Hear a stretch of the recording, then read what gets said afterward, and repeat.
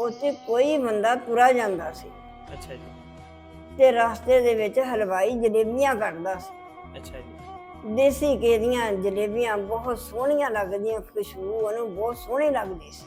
ਅੱਛਾ ਜੀ। ਉਹ ਨਾ ਖੜਾ ਹੋ ਕੇ ਦੇਖਣ ਲੱਗ ਪਿਆ। ਅੱਛਾ ਜੀ। ਹਲਵਾਈ ਕਹਿੰਦਾ ਵੀ ਕੀ ਗੱਲ ਆ ਕਾਕਾ, ਤੂੰ ਖੜਾ ਹੋ ਕੇ ਕੀ ਦੇਖਦਾ ਆ? ਅੱਛਾ ਜੀ। ਕਹਿੰਦਾ ਮੇਰਾ ਦਿਲ ਕਰਦਾ ਆ ਮੈਂ ਜਲੇਬੀਆਂ ਖਾਵਾਂ। ਅੱਛਾ ਜੀ। ਹਲਵਾਈ ਕਹਿੰਦਾ ਕਿ ਫਿਰ ਆਇਆ ਖਾ ਲਾ ਜਲੇਬੀਆਂ। ਹਾਂਜੀ। ਕਹਿੰਦਾ ਕਿ ਮੇਰੇ ਕੋਲ ਪੈਸੇ ਹੈ ਨਹੀਂ ਗੇ। ਕਹਿੰਦਾ ਹਲਵਾਈ ਵੀ ਕੋਈ ਨਹੀਂ, ਤੂੰ ਫੇਰ ਆ ਕੇ ਪੈਸੇ ਦੇ ਦੇ, ਕੱਲ ਨੂੰ ਦੇ ਦੇ, ਪਰਸੋਂ ਨੂੰ ਦੇ ਦੇ, ਚੌਥ ਨੂੰ ਦੇ ਦੇ। ਅੱਛਾ ਜੀ। ਉਹ ਬੰਦਾ ਕਹਿੰਦਾ ਠੀਕ ਆ।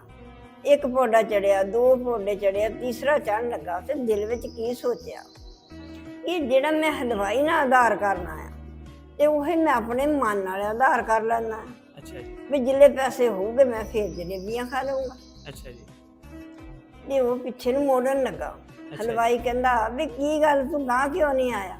ਹਾਂਜੀ। ਕਹਿੰਦਾ ਮੇਰੇ ਮਨ ਨੇ ਸੋਚਿਆ ਵੀ ਜਿਹੜਾ ਮੈਂ ਤੇਰੇ ਨਾਲ ਆਧਾਰ ਕਰਨਾ ਆ ਤੇ ਮੈਂ ਆਪਣੇ ਮਨ ਨਾਲ ਹੀ ਕਰ ਲੈਣਾ। ਜੇ ਤੁਸੀਂ ਜ਼ਿੰਦਗੀ ਵਿੱਚ ਸਕੂਨ ਚਾਹੁੰਦੇ ਆ ਜੀ ਤੇ ਆਪਣੇ ਮਨ ਨੂੰ ਸਮਝਾ ਲਿਆ ਕਰੋ। ਵਾਹ ਵਾਹ।